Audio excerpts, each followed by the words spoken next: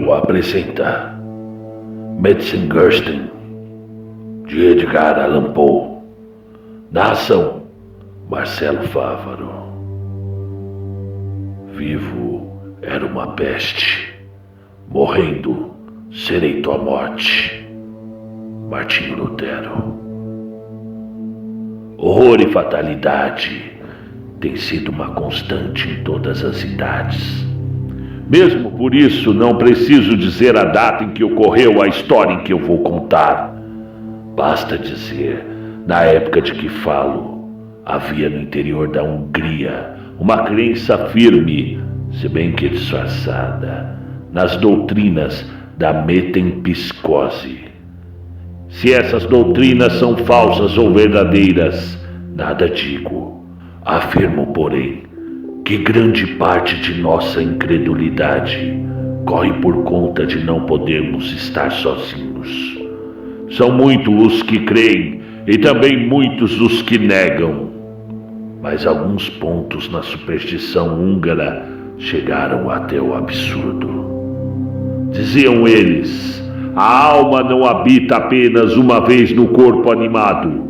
Assim, um cavalo, um cão, um homem mesmo, não é senão o reflexo desses animais. Uma aparência ilusória, portanto. As famílias Berlifitzing e Metzengerstein viveram em desavença durante séculos. Jamais duas casas tão ilustres envenenaram-se tanto por uma hostilidade tão violenta e mortal. As origens dessa inimizade parecem encontrar-se nas palavras de uma antiga profecia. Um nome ilustre sofrerá terrível queda quando, como o cavaleiro em seu cavalo, a imortalidade de Metzengerstein triunfar sobre a mortalidade de Berlifitzing. É provável, quase certo, que essas palavras não tivessem qualquer significado. No entanto, havia mesmo as causas, essas eram bem reais e produziam seus efeitos. As duas propriedades de duas famílias poderosas exerciam influências rivais no governo local, na administração, para bem dizer. Assim, essa mesma influência dividia predileções dos habitantes. Uns estavam do lado da poderosa força dos Metzengerstein. Outros já se inclinavam para os menos ricos e menos antigos senhores de Berlifitzing. Não era de estranhar, portanto, que as palavras tolas daquela profecia tivessem criado e sustentado a rivalidade entre as duas famílias, já predispostas a disputas pelo ciúme e pela inveja hereditária. A tal previsão parecia marcar o último triunfo da casa mais poderosa sobre a outra mais fraca e menos influente.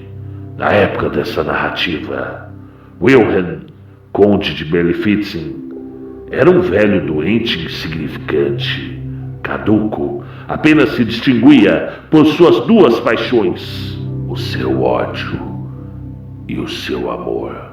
O ódio invencível pelos rivais da família vizinha e o amor apaixonado pelos cavalos e caçadas. E tão intensa era essa paixão que nem sua precária condição física, a sua idade avançada ou a incapacidade mental o impediram de participar diariamente dos perigos da caça. Por outro lado, o barão de Metzengerstein era jovem, tão jovem que não chegara ainda à maioridade. Seu pai, o ministro, morrera jovem. Sua mãe, Lady Mary, também se fora cedo. Frederick contava a essa altura com 18 anos. Numa cidade grande, esta idade não quer dizer nada, mas na solidão, numa solidão tão grande como a daquele velho lugar, isto significava muito. Logo após a morte do pai, o jovem barão tomou posse de suas enormes propriedades. Antes, um nobre da Hungria nunca possuíra propriedades tão vastas. Seus castelos eram inumeráveis, e o palácio de Metzengerstein era o máximo em extensão e esplendor. Basta dizer que as linhas dos limites dos seus domínios nunca foram claramente demarcadas.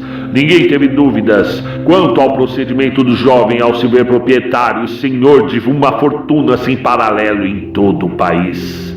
Todos conheciam o caráter do herdeiro. De fato, pelo espaço de 3 dias, o comportamento de Frederick de Metzengerstein já excedera todos os desmandos que se possa imaginar. Eram vergonhosas libertinagens, traições, crueldades de todo tipo. O povo tremia e se submetia a tudo, na certeza de que nada teria o poder contra as impiedosas garras daquele pequeno imperador. E reinou o medo. No 4º dia, os estábulos do castelo de Berlifitzing se achavam em chamas. Os vizinhos diziam que o incêndio era criminoso. Claro, mais um crime na odiosa lista de excessos do barão. Mas, durante o tumulto causado por essa ocorrência, o jovem nobre se achava sentado num vasto aposento no andar superior de seu palácio. Parecia mergulhado em meditações. À sua volta pendiam ricas tapeçarias, antigas e desbotadas. Representavam vagas formas de 1000 antepassados ilustres, sacerdotes e pontífices ricamente vestidos.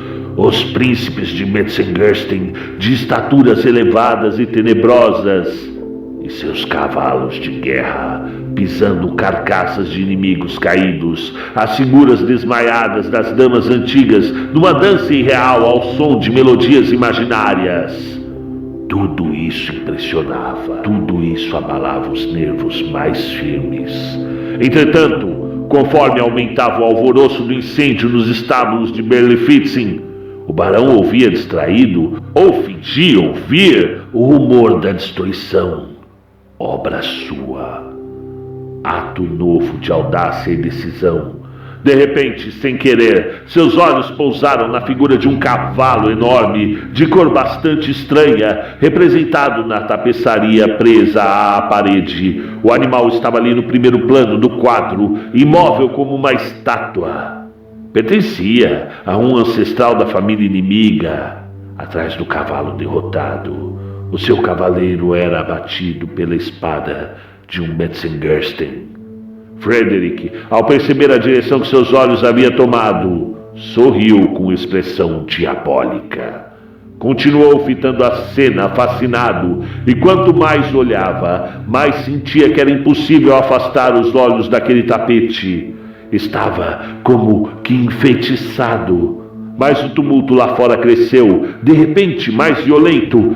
Com esforço, desviou sua atenção para o rubro clarão que as chamas do estábulo lançavam sobre as janelas da casa. Esse movimento, porém, não durou muito. Logo seu olhar se voltou novamente para a parede, e seu espanto e terror foram extremos. A cabeça do gigantesco corcel mudara de posição. O pescoço do animal, que antes parecia curvado, como que de compaixão sobre o corpo do seu senhor, agora se empinava em todo o seu comprimento em direção ao jovem. Os olhos, antes invisíveis, tinham agora uma expressão enérgica e humana, vermelhos como fogo. Os beiços arreganhados mostravam os dentes asquerosos. Aterrorizado, o barão correu, cambaleando até a porta. Saiu para o ar livre, do lado de fora. Ao clarão vermelho do incêndio, 3 homens continham com dificuldade e perigo para suas vidas os saltos convulsivos de um cavalo gigantesco e cor de fogo. De quem é esse cavalo? De onde o trouxeram? Perguntou o jovem em tom agressivo. É que percebera num instante. O animal furioso que estava diante de si era uma cópia exata do outro furioso, representado no tapete. É de sua propriedade, senhor, explicou um dos cavalariços. Pelo menos nenhum outro dono apareceu. Nós o pegamos quando fugia, fumegando e espumando de raiva, do estábulo incendiado do castelo de Berlifitzing. Primeiro nós o levamos para lá, ninguém o reconheceu. Trouxemos-lo então para cá. Parece que escapou por um triz do incêndio. Também tem as letras WVB bem gravadas na testa. São as iniciais de Wilhelm von Berlifitzing, disse o outro homem. Mas lá todos negaram conhecer esse animal, falou um terceiro. É tudo muito estranho, comentou o barão preocupado. É um cavalo prodigioso, mas parece intratável. Talvez só um cavaleiro como Frederick de Metzengerstein possa mesmo domar o diabo das estrebarias de Berlifitzing. Engana-se, senhor. O cavalo, creio que já dissemos, não pertence ao conde. Se assim fosse, eles o teriam recebido quando o levamos, e não o traríamos à presença de um nobre de sua família. Certo, observou o barão irritado. Nesse instante, um criado de quarto apareceu assustado. Falou baixo ao ouvido do amo. Com o rosto congestionado, estava comunicando que desaparecera um pedaço da tapeçaria de um dos seus aposentos. Os cavalariços ficaram curiosos, mas nada conseguiram saber. O jovem Frederick foi agitado por diversas emoções. Logo se recuperou, porém, e ao seu rosto voltou a expressão da perversidade. Ordenou que a tal sala fosse fechada e a chave lhe fosse entregue.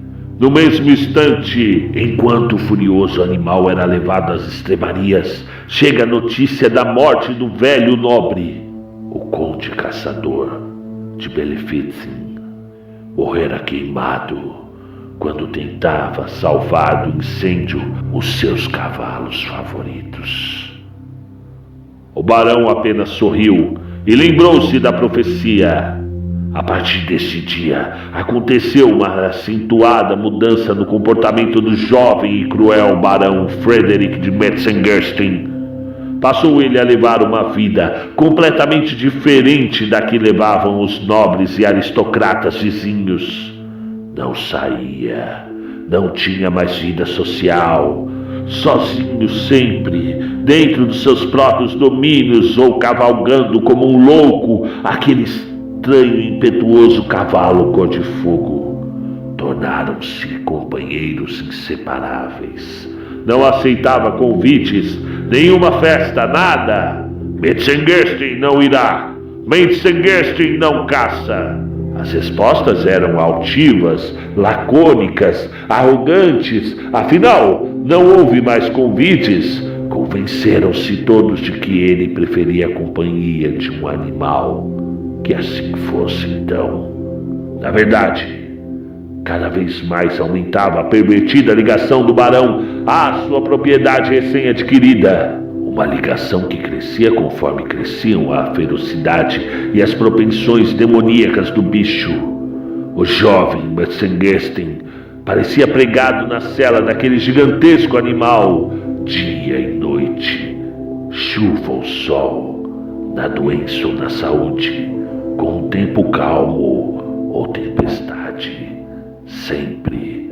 Muitas insinuações começaram a correr entre o povo. Comentários de todo tipo haviam medido as passadas do animal. Eram imensas, excediam as mais extravagantes que se possa imaginar. O cavalo era mantido separado dos outros. Só o seu dono entrava em sua baia para cuidar dele. A verdade é que o jovem barão evitava qualquer comentário a respeito.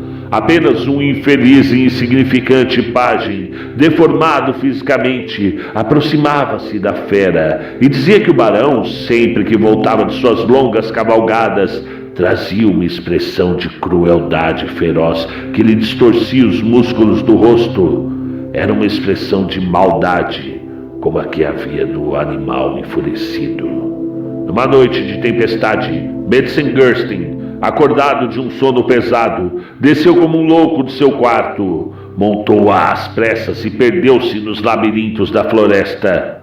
Muitas horas se passaram sem que ele voltasse. Algum tempo depois, os criados descobriram que o colossal palácio de Metzengerstein estalava e desmoronava desde os alicerces. Isto sobre os efeitos de uma furiosa massa de fogo incontrolável. Quando descobertas, as chamas já haviam dominado uma grande parte da construção. Impossível salvar qualquer coisa. Limitaram-se todos a ficar de lado, espiando em silêncio, perplexos todos. Mas um novo e terrível objeto atraiu a atenção dos presentes.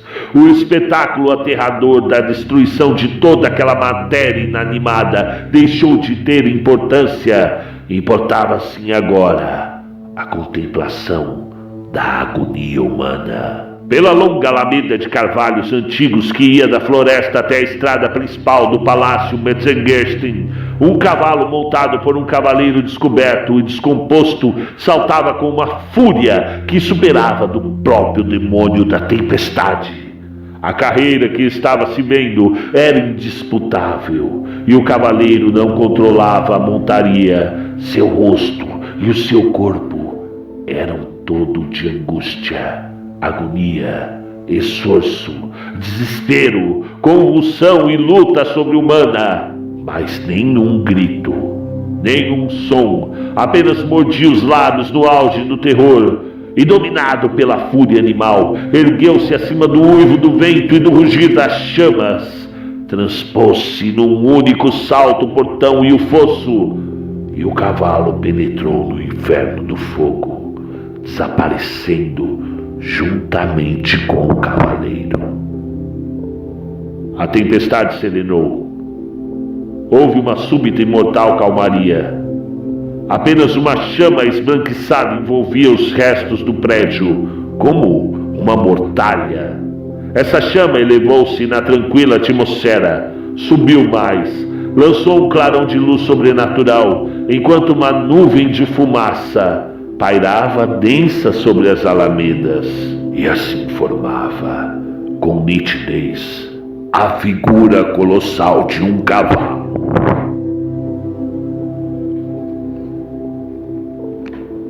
História de imaginação sobre metempsicose. Metempsicose, teoria da transmigração da alma de um corpo para o outro, passagem da alma de um corpo para o outro, doutrina segundo a qual a alma pensante mortal pode animar sucessivamente corpos diferentes. Nossa vida seria uma série de metempsicoses. Na Índia, a alma humana, parcela da universal, devia sofrer os males de um grande número de existências, bem como a purificação da virtude do coração, antes de se reunir novamente à alma universal. Muitos afirmam que a alma é imortal e tem como campo de atividade a incomensurável série dos mundos.